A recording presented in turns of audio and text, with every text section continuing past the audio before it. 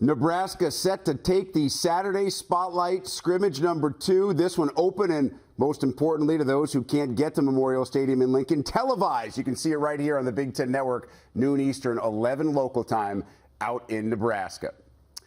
And let's take you there now. We are excited to be joined by Matt Rhule. We call this segment Coach Speak, not because I'm here, but because Dave Wanstead is here to chat with Coach Rhule as well. I'll let you guys get to it in a second. But, Matt, first of all, I looked at the forecast. It's mid-60s, partly. It is perfect football weather for Saturday. What kind of deal did you make between the football gods and Mother Nature to make that happen? I think it was those 22-degree days early in spring ball. So we battled through those, traded those for a beautiful day on Saturday for the recruits and fans and everyone that'll come.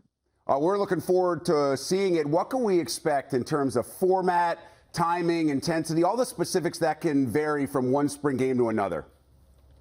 Yeah, I mean, we're going to play football. We're going to tackle. We're gonna see, if we've improved as a team. The quarterbacks won't be live. Last year they were live for us. This year they won't be live.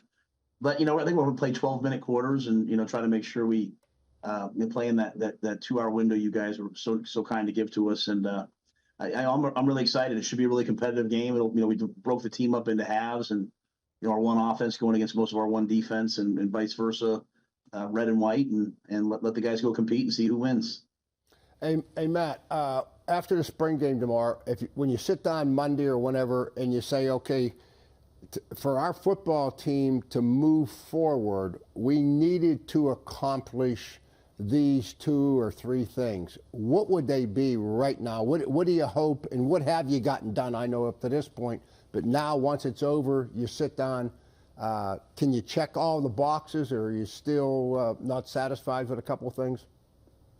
Yeah, I think when we look back at the year, we said, 5-7, we lost 5 games by either a field goal or an overtime. So we kind of had this whole concept the whole time of like, hey, we're just chasing 3 points, trying to get 3 points better. And when you look at the specific things, number one is the turnover margin.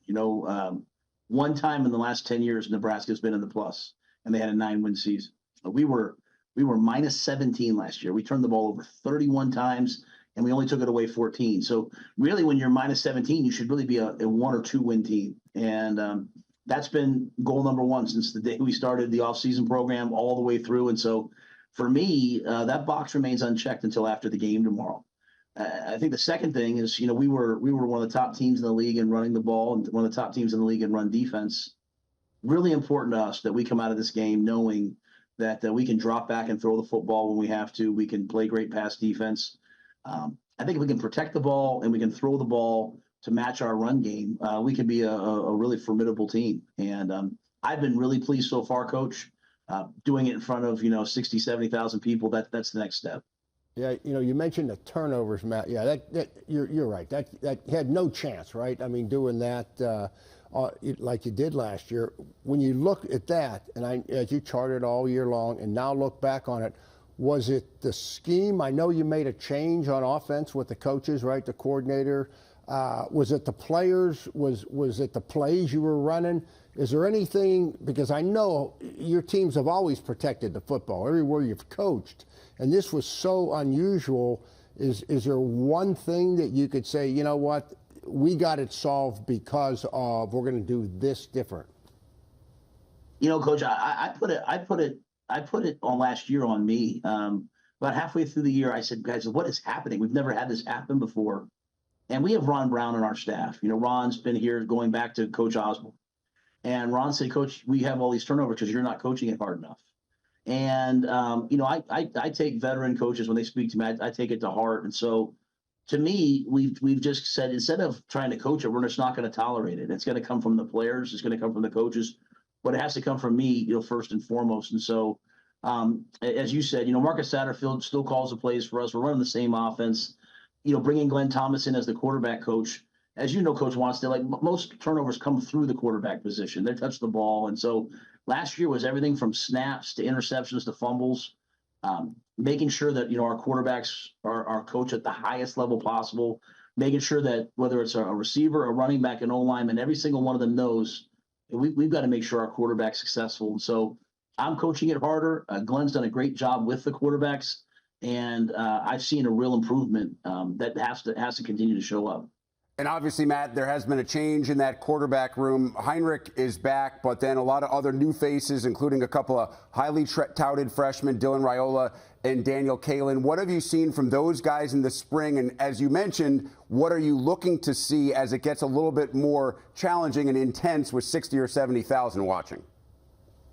Yeah, I think the big thing at the quarterback position is, everyone gets focused on the highlight plays, but really a lot of times you're defined by how you handle the bad plays.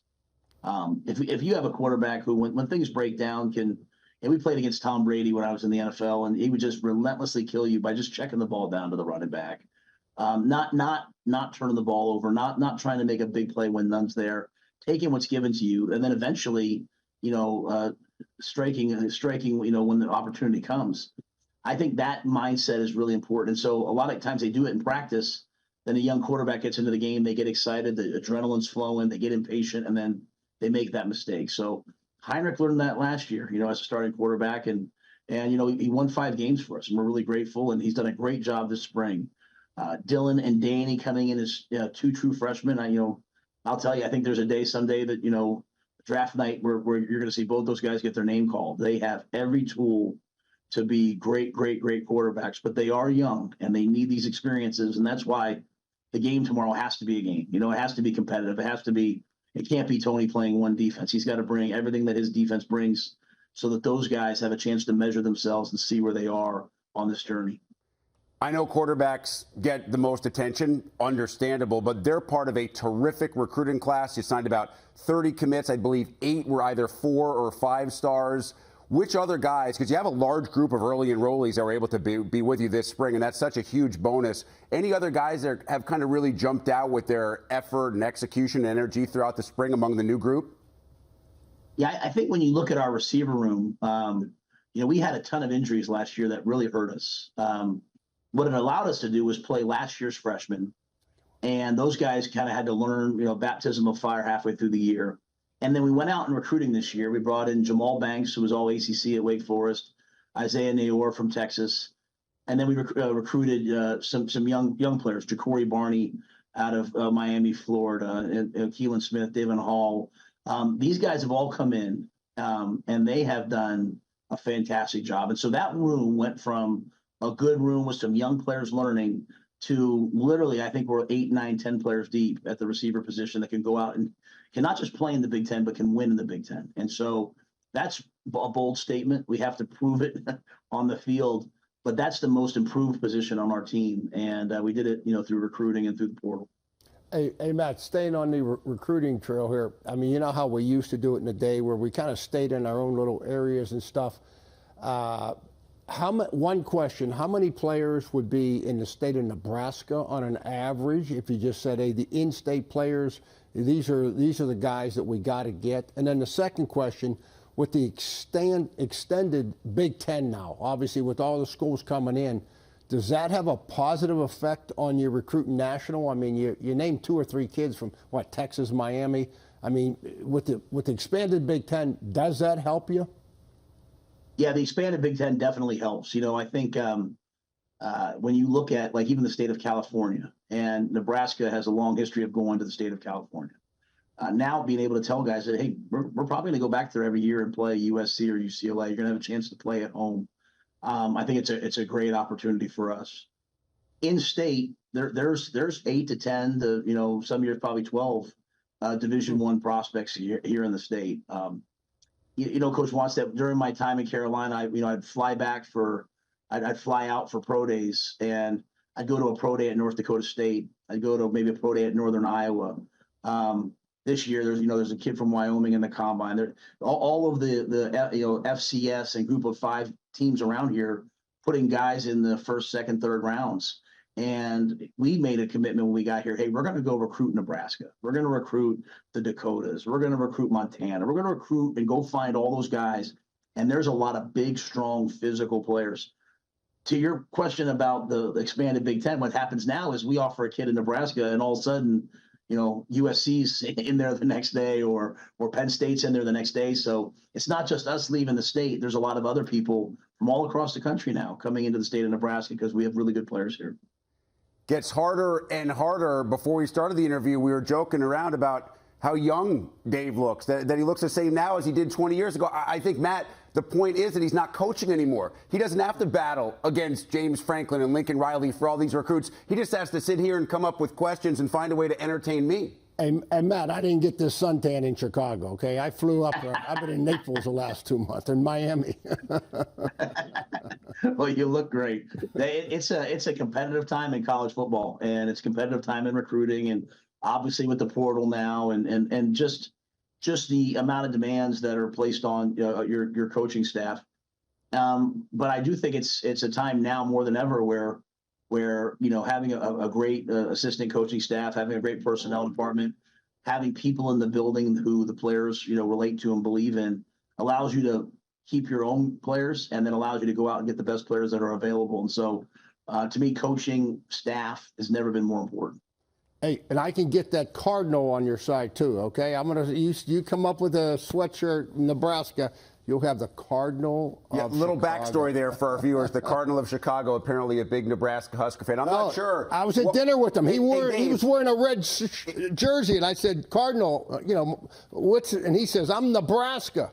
So I said, Matt's got to come up. I'm just saying those last comments from Coach Rhule sounded like a little bit of a recruiting spiel if you're looking for a day job when you're done here at the network. Yeah, I make one trip a year to a school. I help out. Maybe it'll be Nebraska someday. All right, Matt Rhule, we appreciate the time. As always, great to catch up. Always entertaining, doing a fantastic job. We look forward to what happens on Saturday in Lincoln. And again, you can see it right here on the Big Ten Network, noon Eastern, 11 Central. Thanks, Matt. See you, Matt. Thank you, guys. Thank you.